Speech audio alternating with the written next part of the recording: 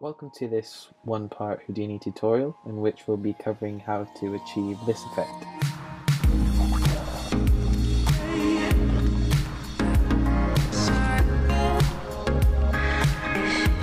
First we will create this complex growing pattern, and then we're going to add our 3D geometry into the scene. We will then combine the two to make the effect occur on the object, and next I'll introduce you to VDB. Finally, I'll show you how I colorize and render the geometry. So sit back, open your Houdini scene, and I hope you enjoy. Okay, so now we're in Houdini. First we're going to add in a geometry node, and to do that we first hit the tab button on our keyboard. This opens the tab menu. This is where all the magic happens, all the nodes get put into this box, or the OBJ box. So you first type in geometry. This is what you always do in before every simulation. So you go in and then just delete that. So now press tab again, add in circle. And for this bit I like to look at it from the front instead of at an angle. Just to do that, go to perspective and then front viewport. And it's pretty small, don't we? There it is. So with the circle, we change it to a polygon. As you can see, it says 12 divisions. If we press this little dot, you can see these show the divisions of the shape. So it's 12 of them. We have to change that to 128. You can see these little blue dots now. There's 128 of them. This is important for the rest of the simulation, because if it was any smaller, then the simulation would look really bad and it wouldn't look as smooth as it could be. Okay, so now we add a resample node underneath. This is just to keep everything clean, and don't have to change anything, it's just to keep the points intact. And then under that we add in an attribute create. Wire that in. Make sure you always press this blue tag as well when you add in a new node after you add it in, so we can actually see what's going on. In attribute create, you have to change these two values, default and value. So change these to 0.11. It's important it's above 0.1, because then the simulation wouldn't work. If it was 0.1, the whole thing wouldn't work. It's you have to be careful with these sort of details, and make sure you don't mess up with a single value, because it could mess up the whole simulation. So make sure that these are both changed to 0.11. And under that we add in a point relax. Now when we add this on, this circle will become bigger because the divisions here will become wider apart, because they're trying to relax themselves. They're trying to fill up the space that they don't need. So this will become bigger. Don't worry if it becomes a blank grey screen, that's just the circle become bigger, see? So just zoom out, and it's still 128 dimensions. It's just bigger because the points have relaxed, they've separated them from themselves. And now under that we're just going to add in a quick smooth node, just to help with the simulation later on. Now this next part probably won't make sense, but don't worry. We're going to highlight these 4 nodes. Don't highlight the circle node. We need to keep that in this node tree. We Command C or Control C if you're on Windows, copy these and then delete them. Now we add in a solver node. We copied those 4 nodes because we're going to paste them inside the solver node. So we're going to hop in and press Command V or Control V, and then click off them so that you don't wire all of them to this DOP import. We just have to wire this one in, and then now our circle's back. Now if we hop out again and add in a carve node, this carve node is what drives the simulation to happen. So before that's on, make sure this is turned to 0, and then tick second view and change that to 1. Now when we zoom out a bit, play the simulation. You can see there, this is the node, this is one of the important nodes that drives this growing differential line simulation. Just give it a second to load. So there, that's only 7 frames and it's already done so much. So something like this, you see the points don't intersect with each other, and that's what's giving it its differential line growth, because they're all different. The lines never intersect with each other. They always find a way to not bump into each other. That's what gives this effect. Really, really cool organic theme. So, okay, hopping back in, well, let's go back to frame 0 because it doesn't have to simulate again. So go back into Solver and then drop down these 2 nodes, because we're going to add in another node in between attribute create and relax. So type in tab again and then input point vop. Just drag that in between there and it will connect itself automatically. Now we hop into this. Now don't worry, this is I was scared the first time I saw this tree as well, but it's nothing. It's basically the same. It's just it looks colorful really, and there's more things to wire up. So press tab again and then type in unified noise, and then with this we're gonna tap in the position of geometry global to the position of the unified noise. P to pause. Okay, now we add in a ramp parameter.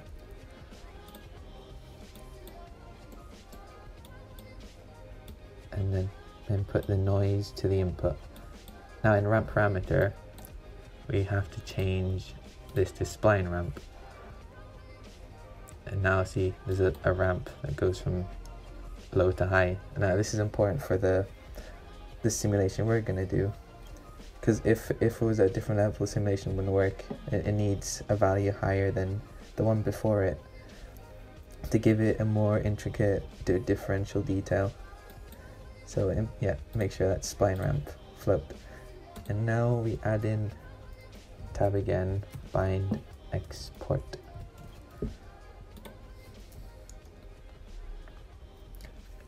And now drag ramp into input. This is the important bit as well. We have to change this from parm to p scale. Now p scale is what will drive the simulation to grow out in different angles, different rates at a certain scale. So this is important. If we didn't have this, then the rest of it wouldn't work. So we don't have to import that to there. We could just leave it like that because that's exported already. So hopping out of the point vop. Now when we'll go back to inside Solver, sorry. In point vop, this is the ramp that we added inside the vop. So at position 1, we have to leave that at 0, and now on the second value, change this to 1. Now you can see something's changed already. So if we can't see anything inside here, we have to hop out. And now go back to frame 0, or frame 1, and then it should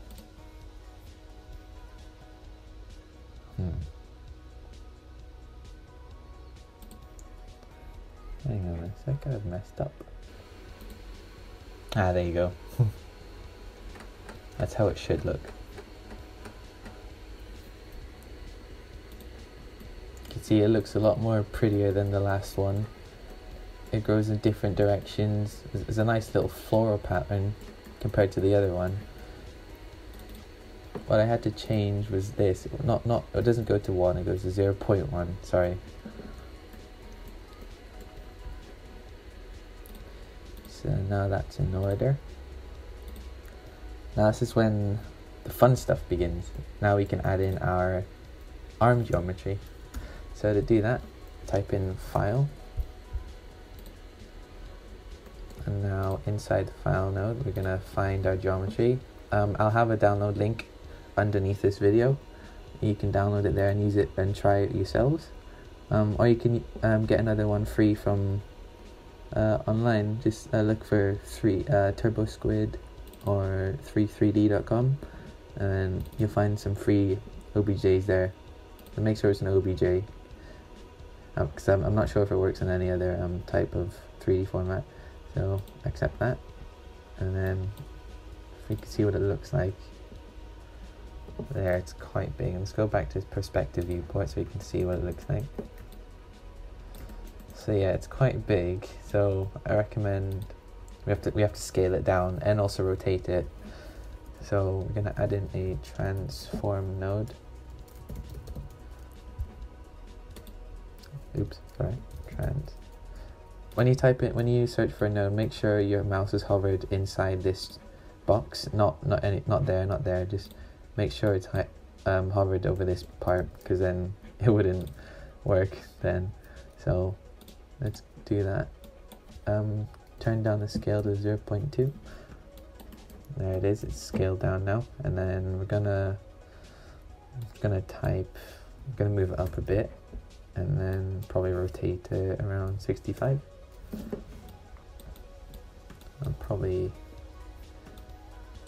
yeah, I'll just rotate it a bit more. This little button here, show handle. This allows us to like get a visual representation of 7 numbers rotating the object we want to. So I guess I'll leave it like that. If you want to change the background color, if it's hard to see, you can go press this little eyeball at the bottom, and then go to background, and then color scheme. You can change it to light. This is the default. Or we could change it to gray, but I just like dark because I can see the simulation better. And you can save that as default if you like. So exit out of that. Okay, so now we're happy with the scale and the position of the arm. Now we're going to wire this into our solver and the second dot of it. Now it won't work yet. We're going to have to go inside the solver and then make sure it's not input 1 but input 2. We wire that to the point relax. Now yeah, something's happened here now. So let's hope it works. Now let's go back to the carb node and then plate. And let's hide. For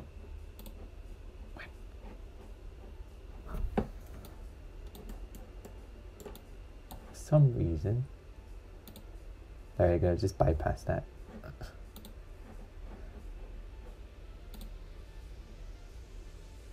Okay, for some reason it was showing the arm geometry at the same time, so I just bypassed that and turned it back on again. So the arm's gone now, but the simulation should work. There you go. So now this simulation before is now wrapping around the 3D arm geometry.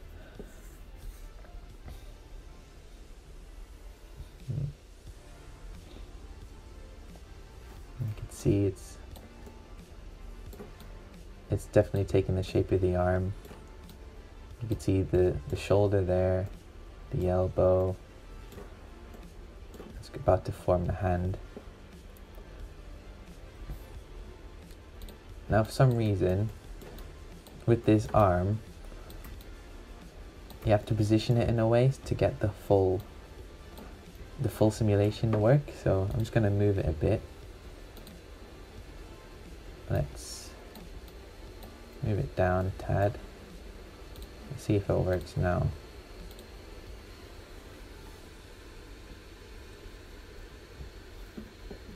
Please excuse the fan noise, that's my laptop trying to cope with this. See, now I can see the fingers starting to play. It's not coming in fully, so I'm probably going to have to move it down a tad bit more.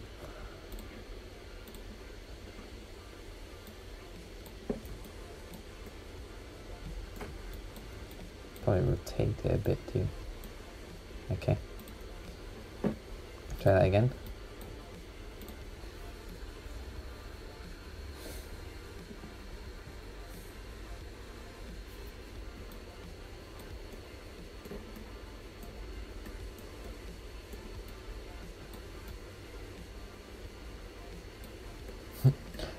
Okay, last attempt trying to get these fingers to come in. So I'm going to move it a bit to the right. I think the geometry is too long. Okay, let's try this again.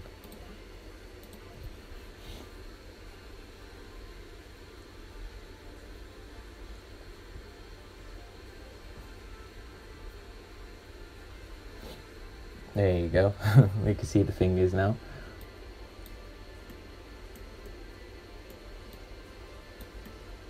Yeah, so if the geometry is too long, sometimes the simulation won't fill up the whole object because it's too big. So to fix that, you could just scale it down or just move it into position where it can, you know, fill that surface area.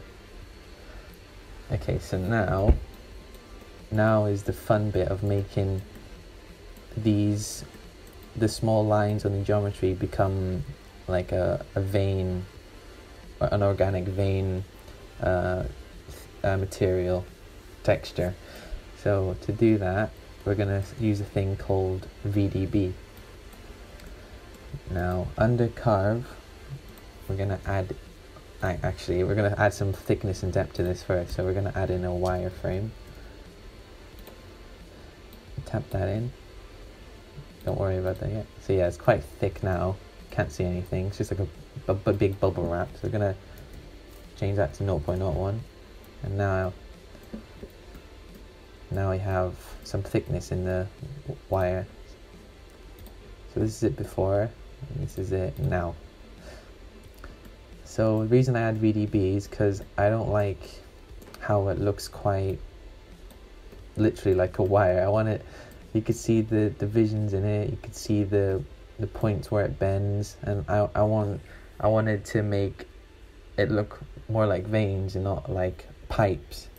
So that's when I added in some VDB. So I'm gonna zoom into this so we can see the difference clearly. So add in a VDB from polygon, second one down, add that in. Now this bit might slow down the computer a tad.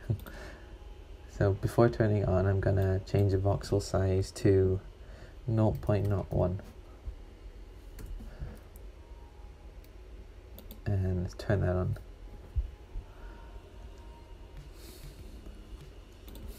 Now don't worry, it's a voxel, so it's gonna look pixely. And you can see there, it's just all pixels and boxes. But we're gonna add another node in now to clean that up. So we're gonna add in a convert VDB. Tap that in, and then we're gonna I'm going to convert it to a polygon. And now I can see it's created that you can't see the divisions in the bends. It's all become one network. And it looks, yeah, look, you can see the different divisions it's got. Compared to this, it's just a straight pipe. Now we've got a more organic sort of material to the veins. And then just for a good measure, I'm just going to add in a VDB smooth. Like we did before with the circle, adding a smooth is just going to help out the simulation. So it doesn't matter what number you put in, as long as you put in a VDB smooth, just helps a bit out. It doesn't show anything, but it just helps. So yeah.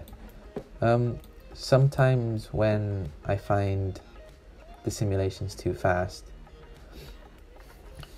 I like to add in a time shift node. I'm just gonna stop that. I'm gonna bypass these so we can just see the wire, because these take up a lot of time to simulate instead of just a wire. So I'm just gonna bypass that. Then we're gonna add in a time shift node underneath.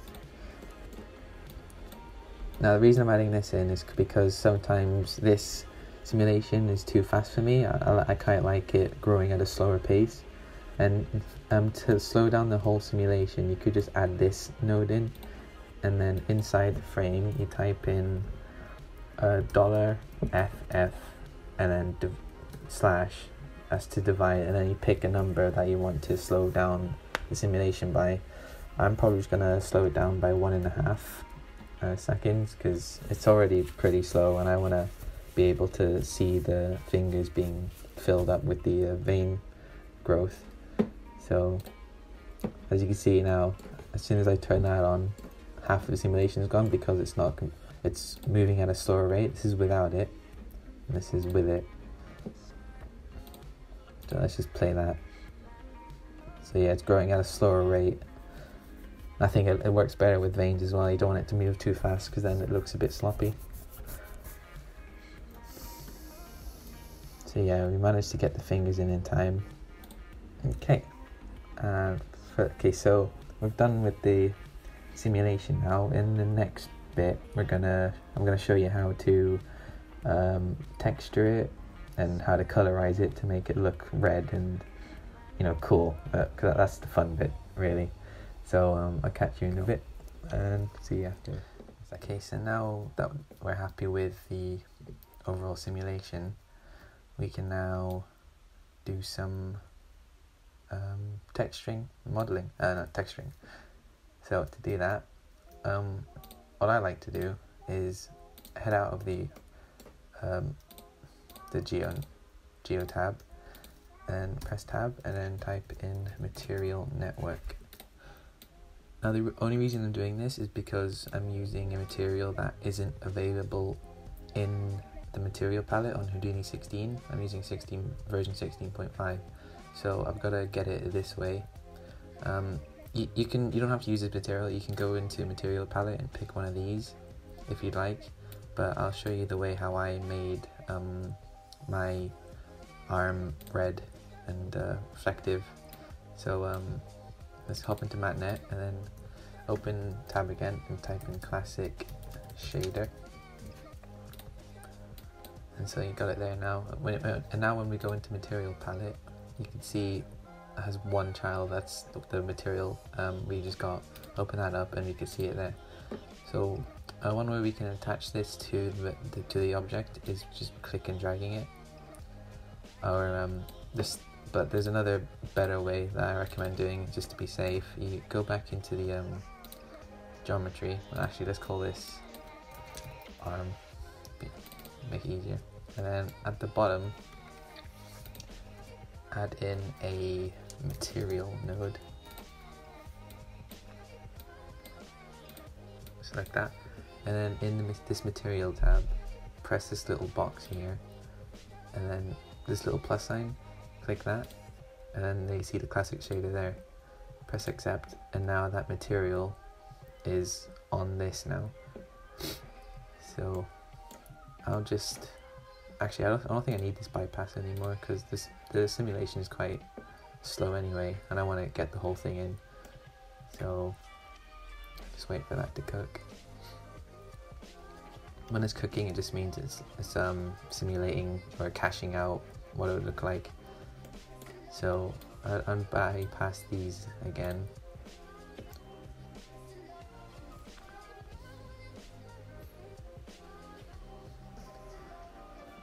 Wait a second.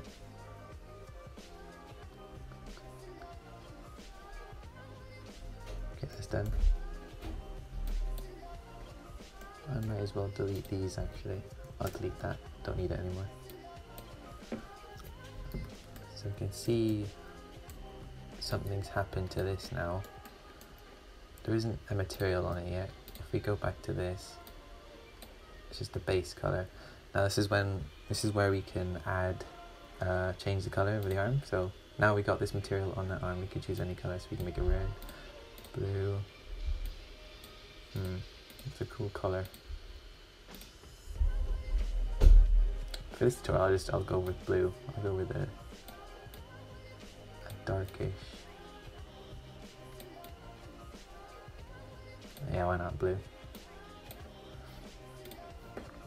And then go into reflect and make sure that's on, and do this one as well, reflect that. And then this all depends on how reflective you want the material. This is all up to you now. You can customize your arm however you want. I'm gonna probably turn off refraction too, and then turn it down a bit. As you can see, it goes a bit see-through. That's because it's refracting all the color off, like a liquid, like if you look in a cup of water, they put a straw in, it like bends, it's refracting. So I'm gonna turn that down a bit. So as you can see, it's a bit see-through, but you still get some color in. But I'll just turn it off for now because it does turn up the rendering time a lot if you turn off refraction. So yeah, if you want that, yeah, go ahead. So I'm gonna turn it off. Okay, so we can go. Oh, first we need to add in a camera if we're able to look at this in the render view to see what it looks like properly. So let's just zoom that out. And to add a camera quickly, you can just go in here to no cam and then just click new camera. And now I have this padlock on already because instead of, if you have it off and you try to move about with the camera, it goes back to perspective view. And then so if you want to move your camera, you don't have to like go out here, move it out that way, because you can't see what you're doing. So I like to go into the camera and then press the padlock, and now this red box means you're in your camera, so you can move about and you can position it and you're still in your camera. So this I'll show you later after we finalize materialing this about keyframing the position of the camera so you can get a clean motion as I showed in the beginning, because I'm thinking of wanting to have the camera here at the beginning, that as the simulation grows the camera will be moving forward like that. So that's quick to do, I'll show you after this. So now we got a camera, we're gonna hop into render view, just make sure you get the whole thing in render view, and then make sure this is on camera 1. We only got one camera, so you can't mess up there, it's just cam 1. And then click render. Sorry, that was my last render when I was trying things out.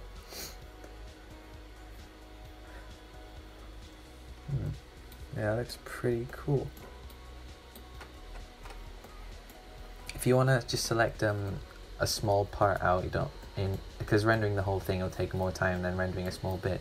If you want to, for example, just render out the hand, you can just hold shift and then click and drag, and now you're only seeing that bit rendered, but there's not much going on, it's rendered the whole thing pretty quickly. So let's just get the forearm. So now it looks good, but it still looks quite dull.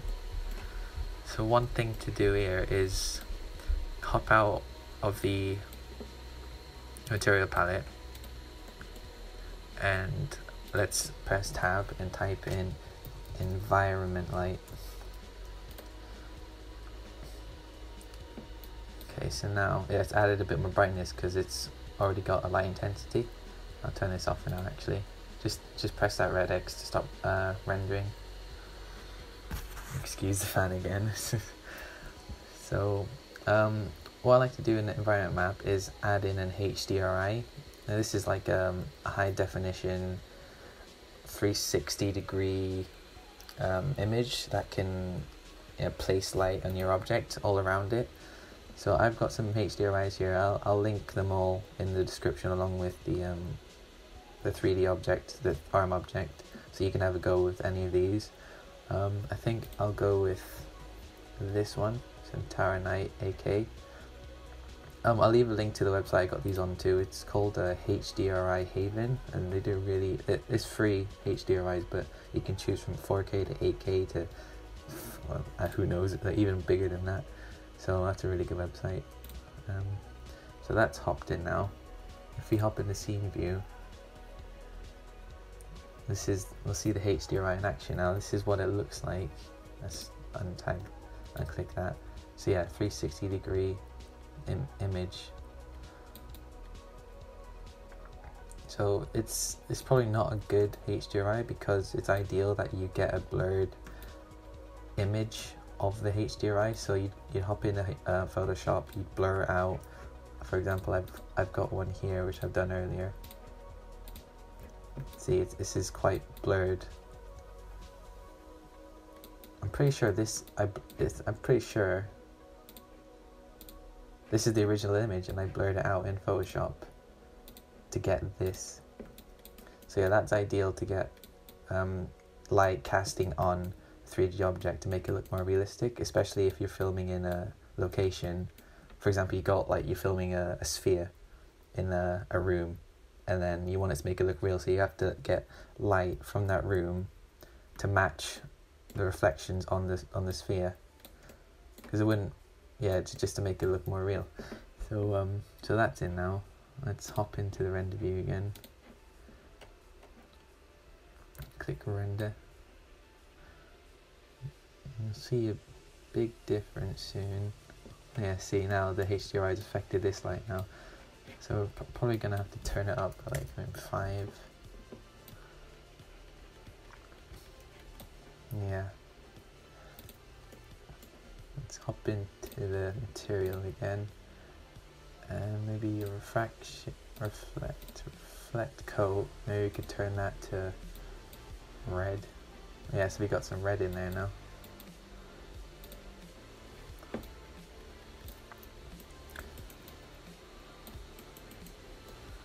Yeah, it's looking pretty cool. So yeah, you can literally do any color you want.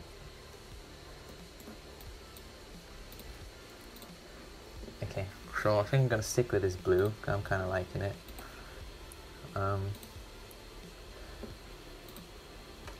And now, now that you've messed about with what material you want, that's all you need, just a classic shader, but you can use any of these if you prefer. This is just an example. This is what I like to use personally.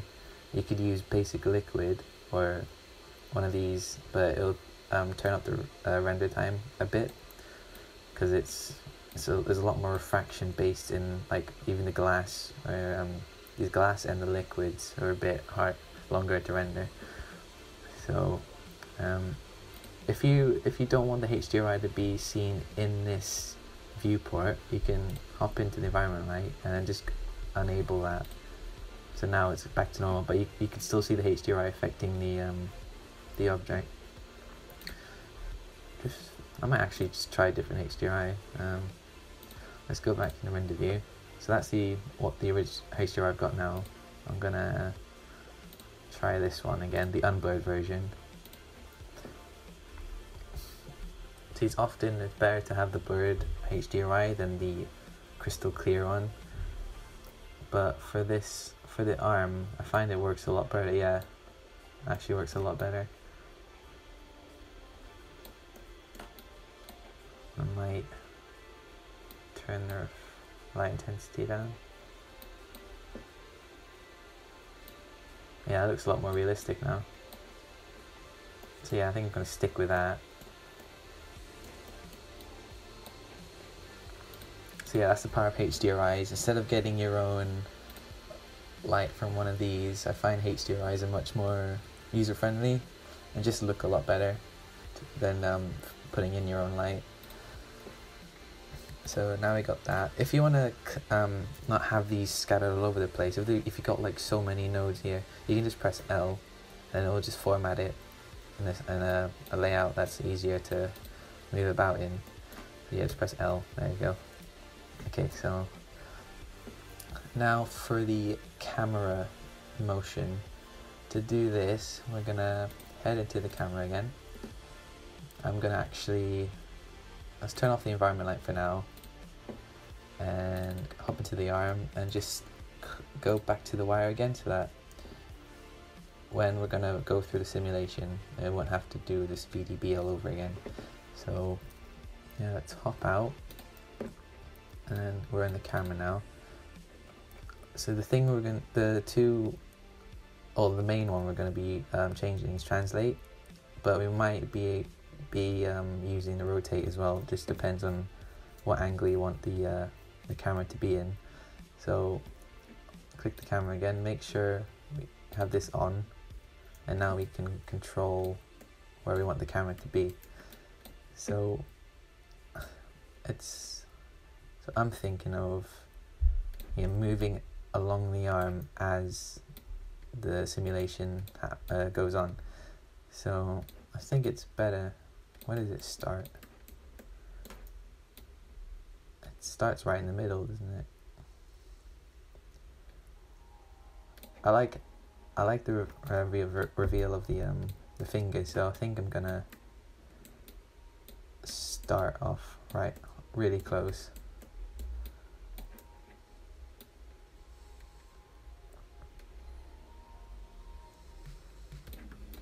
Actually, no, let's go this way and get the palm in as well. So I'm probably gonna go from here and rotate it a bit, move forward a bit more, and then rotate a bit again, so we could see the hand. You don't have to rotate it, you could just do a clean motion like this. Actually, I might just do that. So we're gonna go back to the beginning, and then right click, set keyframe, or alt left mouse button. But I just like going set keyframe, and then you can see the little green line there. That means there's a keyframe there, and then this means this point is ready to be changed in the future. And click this. This is auto key, so the next time we change the camera position, we won't have to go back and say set keyframe again. It'll do it automatically if we change any of these points. So let's go all the way to the end. It's gonna have to cook it again.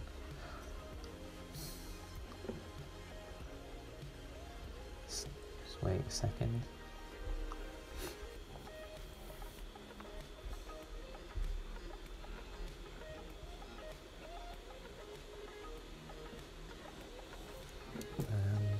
Go all the way to the end.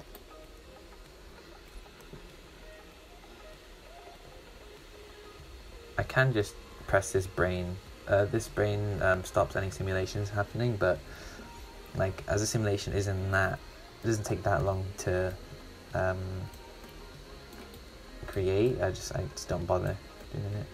So I guess you could just do that. So now we've got a smooth camera track along the arm.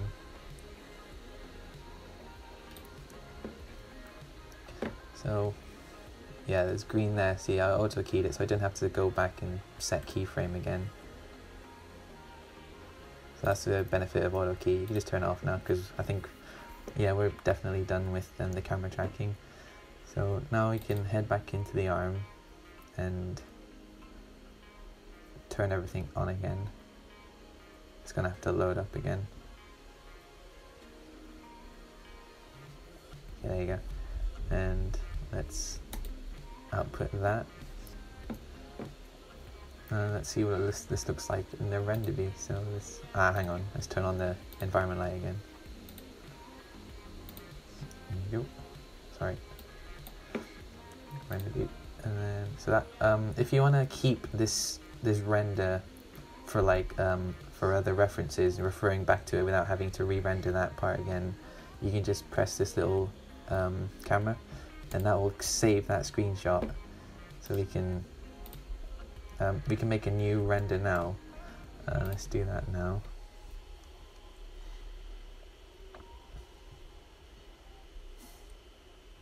Quite liking the look of that. It looks kind of golden teal. Okay, that's pretty close out. Let's get the whole thing in. So as you can see, it's quite bright as we get up close to it. Now we could turn the light intensity down, or we could rotate the actual HDRI so we can tell, yeah, so as it's 360, there's different parts of light coming in different directions. So if we rotate that, we can rotate the light source it's coming from. So that already looks better. I actually turned down the intensity a bit. Now let's fill about, yeah, I actually quite like that. You can see the light reflections, see a bit of red coming in. I'll actually put some more red in, maybe turn it up to 3. Yeah, you can see my red in now. That's looking pretty cool. and then you can snap this. So now we have the last screenshot there. That's the last render we did, and then that's a new one. So let's actually go back to what it looks like in the beginning.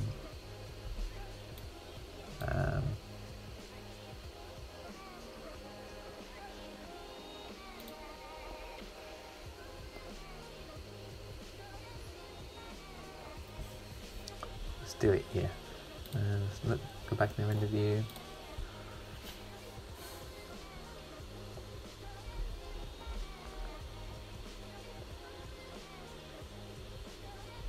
Let's wait a second.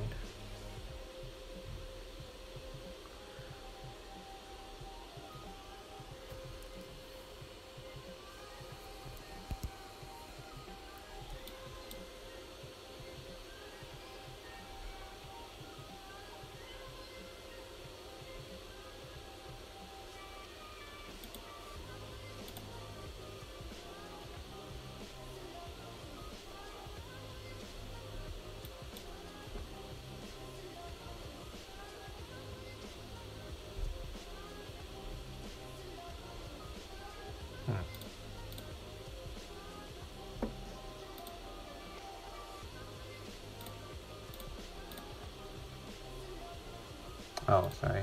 I forgot to go off to the next. Okay, there you go. That looks pretty cool, actually.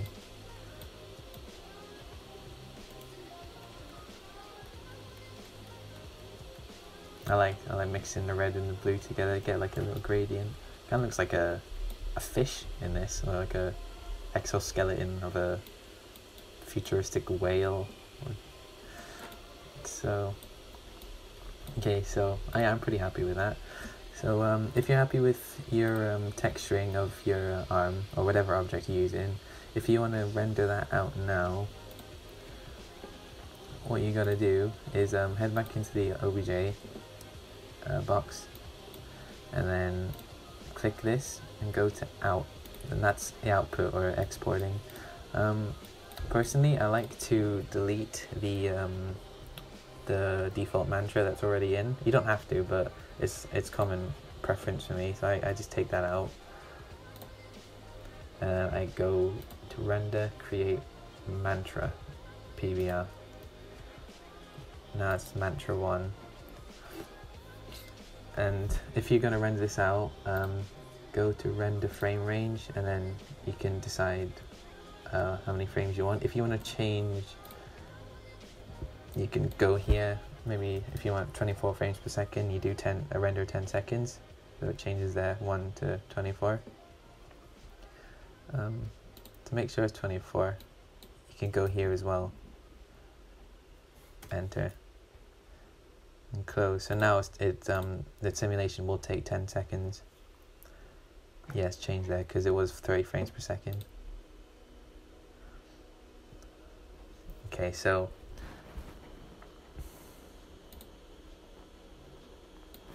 I'm going to change that back to 240.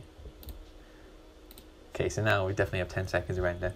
Okay, so we've got one camera in, that's camera 1. So accept. We need that in order to render. Render frame range, yep. And this is very important if you want to render out. If you don't get this file extension right, you won't render anything out. So if you're going to render out, make sure you copy this $os.$f4.exr. That's the that's the render extension file. Oh my god, what am I doing? Command C, not Control C. And then you go into this to select where you want to save it. So I'm gonna go into, I made a folder for this tutorial. So name whatever you want it to be. I'm gonna call it C arm, I guess, because it looks blue, looks kind of cool. I like putting underscores in. Just I don't like putting spaces in Houdini files because it's just better to have underscore in it. And just if you got your file name, press Command V with the file extension. Make sure it's $os.$f4.exr. Accept that. The rest of it isn't important, but if you want to get a super highly detailed render, if you got a super computer, you can go into extra image planes and you can turn on shading, you can turn on subsurface, and then any of these, even direct lighting. And then in rendering you could also up the pixel samples, and these are a multiplier of all these, so you can turn up the minimum ray samples and maximum ray samples to get a really detailed, really cool looking render. But just for like amateurs like me, I just like leaving everything to default. So nothing to change there. You got your file name, make sure I've rendered frame range, and then you just render to disk, and that's it. You leave it to render. It should take like maybe under an hour. It should take, yeah, definitely under an hour, this render, because there's no detailed materials on it. So yeah, I hope you enjoy. This is my first tutorial. I'd really like any feedback or any criticism that I could do better. I don't have any, I know I don't have a good mic, so yeah, any feedback would be really good. Please leave a comment on what I could do better, and see you soon. Thank you and good night.